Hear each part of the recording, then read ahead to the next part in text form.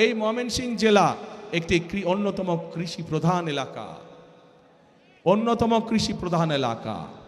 আমাদের এখানে একসময় অনেক খাল বিল ছিল না আগে? এই খাল বিলগুলো সব ভরাট হয়ে গিয়েছে।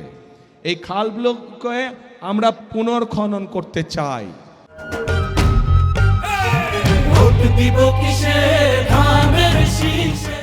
এই খালগুলোকে আমরা পুনর্খনন করতে চাই আবার। এখন এই খাল পুনর্খনন করার জন্য কে কে কোদাল হাতে নেবেন? সারা জেলায় খাল পুনর্খনন কে কে কোদাল হাতে নেবেন? আমি কিন্তু থাকবো সেদিন আপনাদের সাথে, ঠিক তো? ইনশাআল্লাহ। তাহলে আমরা খাল খনন করব।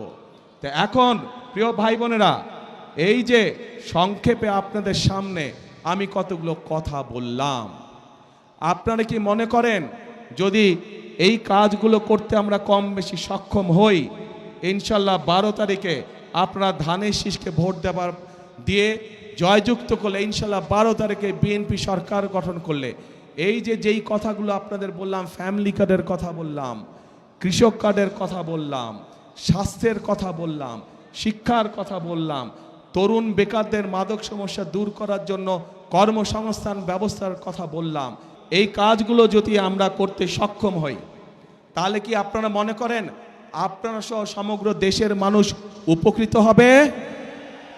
কে কে মনে করেন উপকৃত হবে? সবাই মনে করেন? তাহলে আপনারা কি চান আমরা এই কাজটা করি, এই কাজগুলো করি?